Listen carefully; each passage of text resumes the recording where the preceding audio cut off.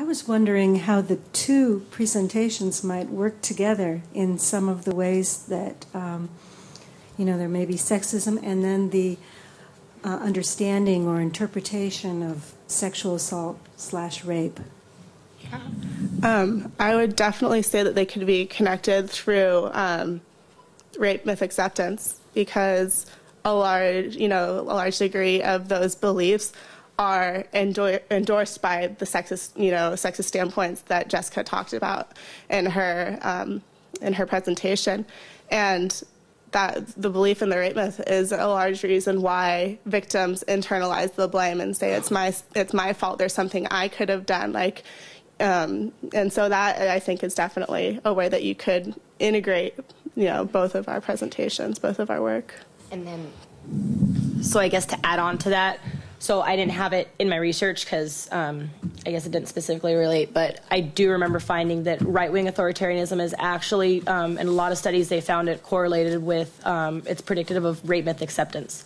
So actually our two, I would say that my project kind of sets the ideological premise for the violent outcomes that Shannon ended up talking about. Definitely.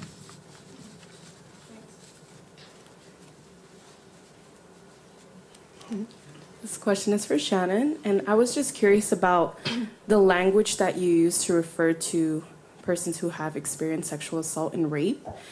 Because in my experience, I know a lot of people speak of these persons as survivors, not necessarily victims. So is there a reason why you say victims? There is, actually, and I came across it when I was doing my lit review. There's a specific piece of research that chose to identify them as victims rather than survivors, because survivors implies that every one of them, that their life was threatened at some point during the assault.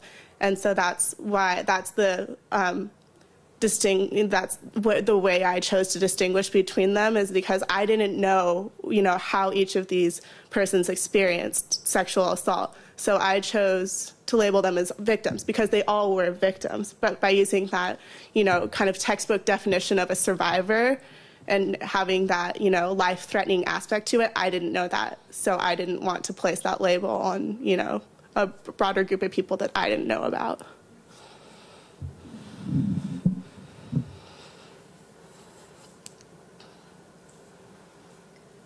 So Shannon, what are your next steps? My understanding is that you're going to continue this research formally, informally. What are your next steps? You know what? I haven't really thought about it. I've been just trying to get through this stuff. But you do have some project. I'm definitely interested in, victims of sexual assault and how they cope, and what, not just something we've been focusing on in my developmental psychopathology class is focusing on not just one aspect of what causes someone to develop psychopathology, but looking at the context of the situation as well as the individual factors. And so maybe looking at multiple, not just coping strategies, but like the context of the situation, the relationship with the family. I think there's multiple variables, and I just chose to look at, one. So that could be a potential pathway for future research. Okay. Any next steps for you, Jessica, in terms of continuing your research?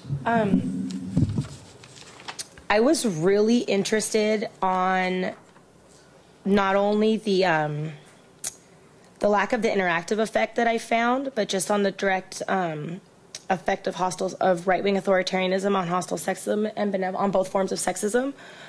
So I kind of want to look into it more. I already started, after I found it, I started kind of doing more research. But then I kind of hit the same point Shannon does. I'm really scared to get into more research when I kind of just want to tie up and put a nice bow on this one first. But yeah, a lot of the stuff, especially since me and Shannon both found trends that were kind of opposite what we predicted, I feel like we put so much work into this research, you have to figure out why. I mean, I really do want to know why. So even if it's just informal, I'm definitely going to pursue it a little bit more. Any other thoughts? Yeah, great. This is to both of you. So you have wonderful findings and conclusions, but we're on campus and we have lots of resources offered to our students. Do you have any suggestions to the different, I don't know their names, but the groups on campus that offer services from your research, do you have any suggestions on workshops or programs, educational programs that they can offer to the campus? Something that we've actually talked about in Eileen's class is the need for the right socio-political context for stuff like trauma and victims of trauma and victims of sexual assault to get talked about.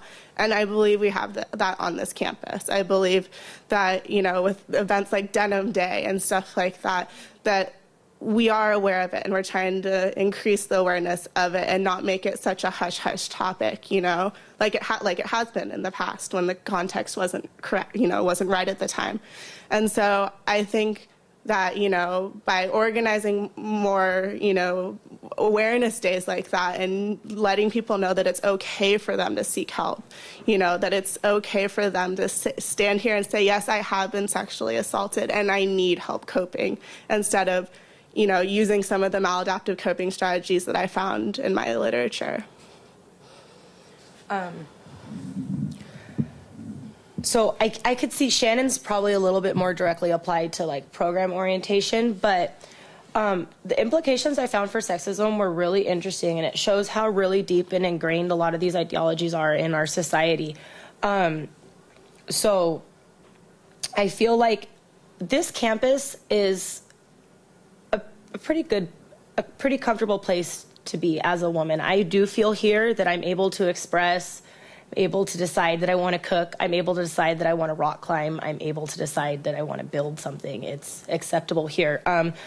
Unfortunately, it's not like that everywhere. So I think teaching different ideologies and promoting different views of women as being acceptable is very important. So showing women in powerful roles, not relegating her to the domestic housewife like we see in advertisements, in media, and everything around us. So, I mean, directly here policy at the school, I feel like if every other school could be more like us, that would be awesome policy implications. But of course, there's always room for improvement. But I feel like the attitudes that we have in the school really embody what I would see in my research as a perfect world, or a world without sexism.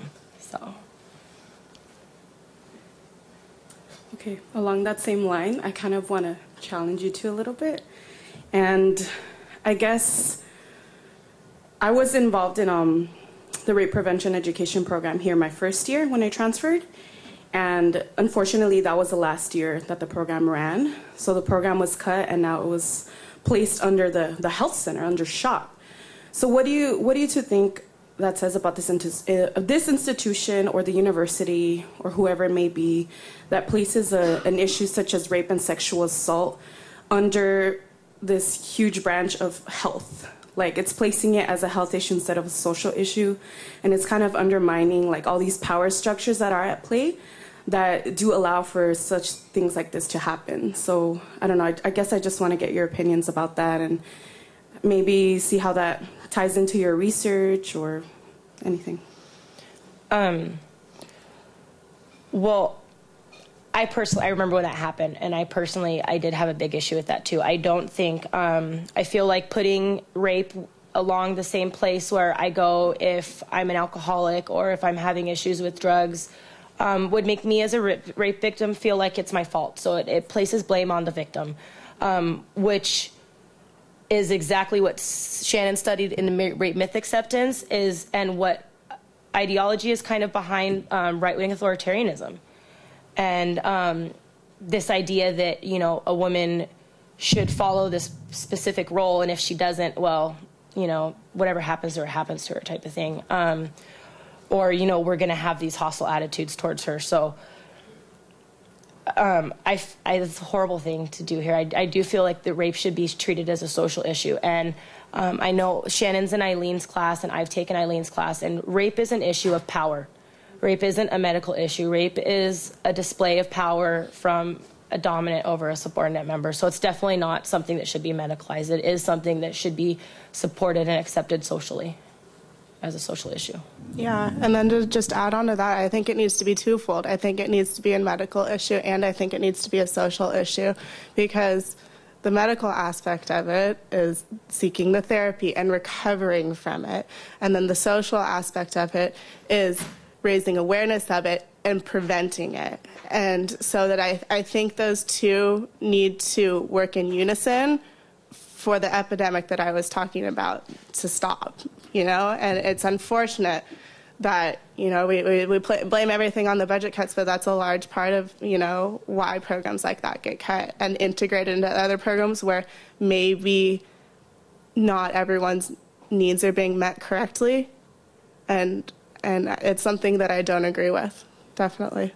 It's really sad because I know, again, from Eileen's class, one of the things that's most beneficial for people experiencing trauma is feeling that it's okay to talk about it and feeling that they have a safe space where they're accepted and able to talk about that. So although, like Shannon said, like the medical issue of it is necessary, you're not going to feel the same way talking to a doctor that you would with a therapist or even a social support group with your peers. So I agree that it should be definitely a dual process, and it's really sad that that's what budget cuts do to the university.